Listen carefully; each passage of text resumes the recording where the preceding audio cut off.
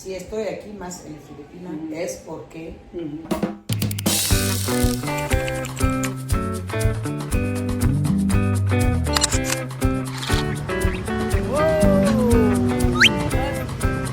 madre mía, qué extraño.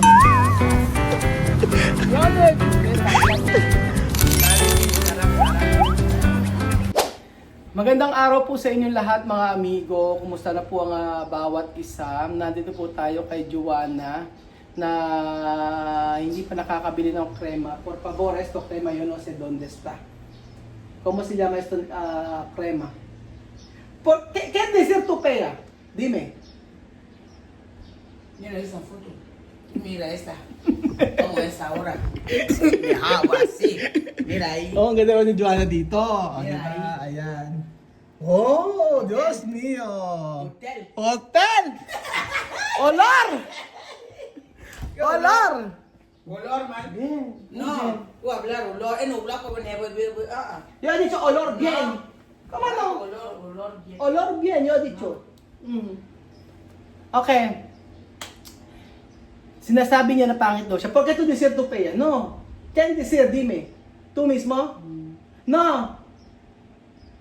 ¿Por qué tú quieres ser blanca? Dime. Yo no quiero hacer blanca. ¿Por qué tú yo crees? quiero bonito color, porque yo no soy, ¿Qué- pero claro. ¿Qué clave? Mira, tú mismo cuando yo he venido así o estaba. Cuando yo he venido. Pero tú más guapa hoy. Oh, la la. Sabi ko mas maganda siya ngayon. Tú más guapa hoy. Sin mentir. Está bonito. ¿Por qué? ¿Tú has dicho antes como cacharcol? ¿Carbón? No.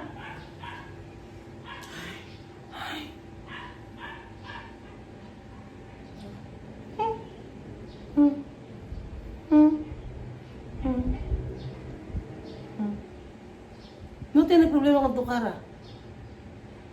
Un poco gorda aquí. Así. No, pues sale gorda esto. Oh. ¿De esto?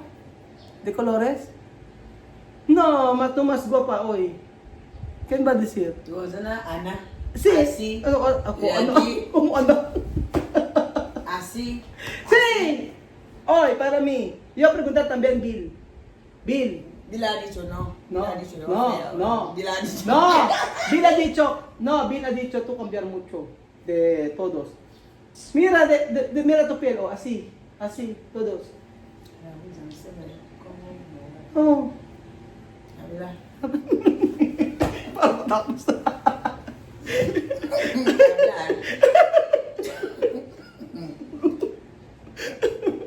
Umidyan.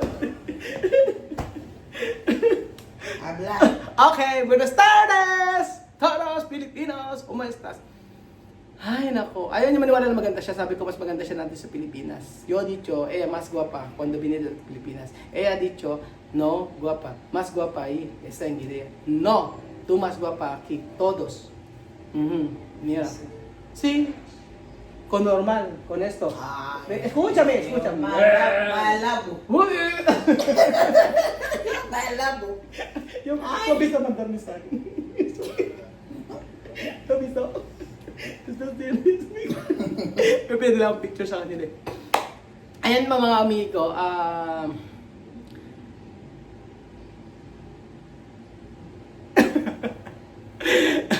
ayan, gusto ko sagutin sa inyo kung bakit ba si Joanna ay andito pa sa Pilipinas at ba't ayaw niya umuwi.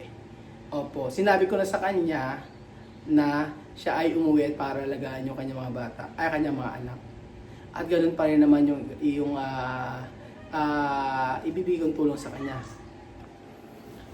Ayan po mga amigo,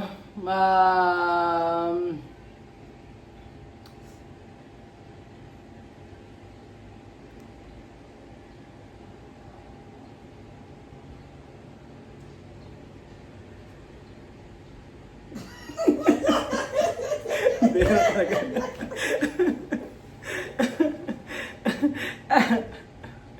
Ayun na, sagutin mo na. Vamos sa hablar. Yun pa mga amigo. Marami nagsasabi kasi marami nagagat sa akin ba't hindi ko pinauwi si Joanna.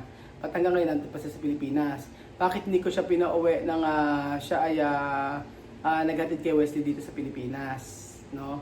At dapat nga ay bakit daw ang daming bakit. Tapos sinisisi bakit si Joanna hanggang ngayon sa Pilipinas. So may mga reason kung bakit. At mas maganda kay Joanna nyo na po marinig kung ano ang reason bakit dito pa siya sa Pilipinas. Ano? Yun po ay sasagot niya ay tanongin natin para at least sa kanya naman galing, hindi para sa akin. Ayun. So ang para sa akin mga amigo ay kung ano makakabuti at gusto ni Joanna, yun ang masusunod. Ayer hay mucho enfadar conmigo, no? Mucho enfadar conmigo. ¿Por qué decir, por qué hasta ahora tú estás en Filipinas? ¿Por qué tú no regresar? ¿Por qué tú no cuidar tus niños allí para regresar? ¿No? Pues está aquí en Filipinas para estudiar, ¿no? Hay que regresar allí para cuidar a Liam y Bambino. Hay mucha gente decir esto, ¿no? Pero yo decir contigo, ¿qué decisión contigo? ¿No? Que tu decisión y es también mi decisión, ¿no? También mi decisión, no tiene problema, ¿no? Hay mucha gente decir esto. Por eso yo quiero escuchar qué tú puedes decir. Sabi ko sa kanya, translate ko na mabilis. Maraming tao nagagalit sa akin na bakit daw hindi ko pinauwi si Joanna at sa Pilipinas. At sabi ko sa kanya, ay bakit hindi siya umuwi at talagaan niya si Bambino at saka si Liam. Yun po mga amigo. So, in-explain ko na sa kanya yan at syempre, yun, iba yung kanyang nararamdaman at iba yung kanyang gusto. Sabi ko kung anong desisyon niya, ayun na rin yung desisyon ko. Kasi yun ang mapagpapasaya sa kanya. No? Porque para mí no tiene problema cuando tú estás aquí en Pilipinas. No, no tiene problema conmigo. Así. Solo yo ayudar nada más. Así. Por eso yo he dicho, no hay problema para mí. Todo es tu decisión, igual mi decisión para ti. Porque yo no tengo hacer decisión después tu corazón no está bien. Así, no me gusta esto. Sabi ko, ayoko mag-desisyon tapos yung puso niya hindi naman magiging masaya. Gusto ko kung ano desisyon niya, hindi. Por eso ahora hay que explicar todo esto para terminar. Para mucho gente empadar conmigo. Explain mo ka ako. Kasi ang dami nagagalit sa akin eh. Di ba? Para siya na mismo magsabi.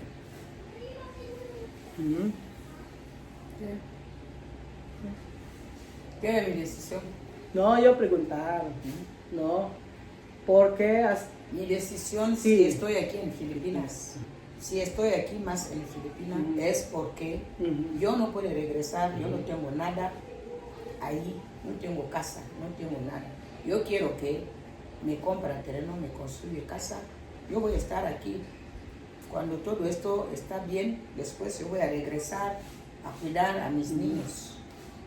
Sí. Si yo regreso, no tengo nada. Maleta que he traído, maleta que yo llevo. Y he perdido una ahí. ¿Cómo? Solo así. Por eso estoy aquí. Estoy esperando esto. Sí. De verdad. Sí. No, también. Como tú dices, sí, hay que hacer también. Sí. Yun. Kasi, yun po ang sabi ni Joanna. Sabi niya, uuwi siya doon sa Guinea o sa Gabon nang walang-wala siya. Dala lang niya maleta, pagbalik niya, dala niya maleta punta rito, pagbalik ay maleta rin.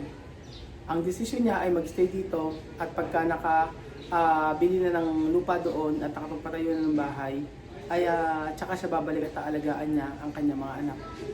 Oo. Meron ng isang batang nawala doon pero ano ang babalikan niya doon? Wala. Kung hindi yung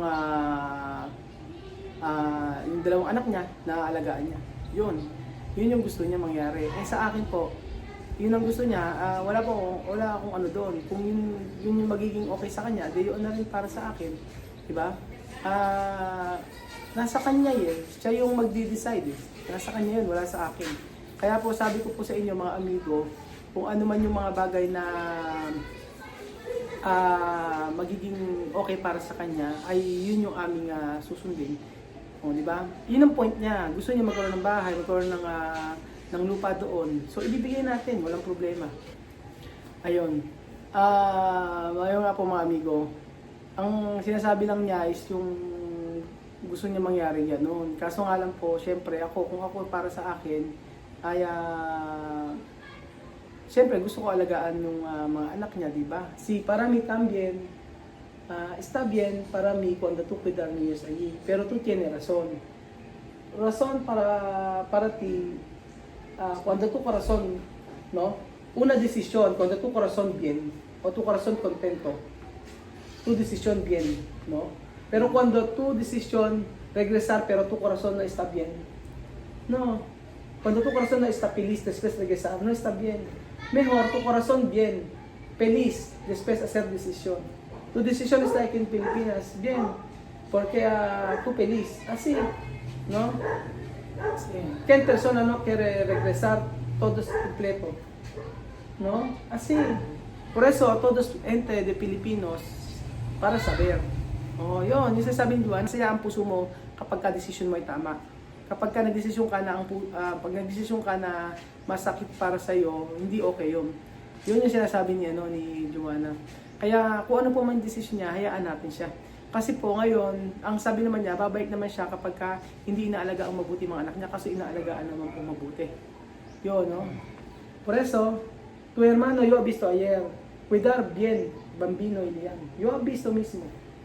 Yo llamar a tu hermano ayer, yo he visto poner a biberón, al tomar leche, después está en la bercería con bambino, también comer así. Tú vas a ver, porque yo hacer video de esto. Yo he visto a tu hermano cuidar bien, bambino y a Lian, así. Para mí, yo he visto así. Por eso, cuando tú estás en Filipinas no hay problema, porque tú, niños, cuidar bien. Sabi ko kay Joanna, okay pa rin kasi yung mga anak naman niya ay naalaga mabuti, nakita ko yung sa video kasi nakita. O kung paano alagaan ng kapatid niya yung si Bambino at si Lian. Kaya po mga amigo, para sa atin, ang isipin na lang natin kung ano yung makapagpapasaya dito sa taon na to. Diba? Kung yun ang magiging kasiyahan niya, yung mag-stay dito, di hayaan natin.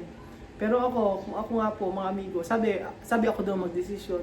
Porque hay mucha gente decir, Raúl, tú mismo hacer decisión de hacer a Joanna comprar billete para regresar, para cuidar niños. No. No puede todas personas está en video, seguidores, ¿cómo se llama? Seguidores, subscriber, decir esto hacer. No, tú tienes decisión, yo tengo decisión, otro tiene decisión. Yo no puedo decir, Joanna, hacer esto, yo comprar billete, vete volver, vete regresar. No, yo no quiero esto. ¿Por qué?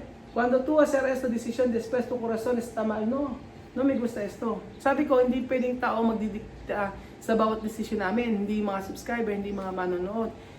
Si Joanna mismo, kasi ayoko na magdidesisyon siya na uuwi doon. At sabi kasi, dapat sabihin ko kay Joanna na umuwi ka na. Pauwiin ko. Di ba sabi ni Joanna gano'n? Lagi yun ang sinasabi sa akin. Ako daw magpauwi kay Joanna. Ayoko nang gano'n. Ako yung magsasabi ng pwede ko mag-suggest, pero hindi ko pwedeng sabihin na Joanna, umuwi ka na. Para lang di ba? Hindi okay yun mga amigo. Para sa akin, ang pinakamaganda po ay hayaan natin siya ang magdesisyon sa buhay niya. Kung magkamali siya o mag-fail siya, problema niya yun, hindi natin problema. Basta as long as masaya siya sa desisyon niya sa buhay, mag-stay siya rito or bumalik siya doon, bahala na siya. Basta tayo, nakasuporta lang tayo sa kanya. Yun po mga amigo yung nais kong sabihin sa inyo. Kasi lahat na lang ang sisi ay para sa akin. Tatanggapin ko, walang problema. Patawad kung ako may kasalanan.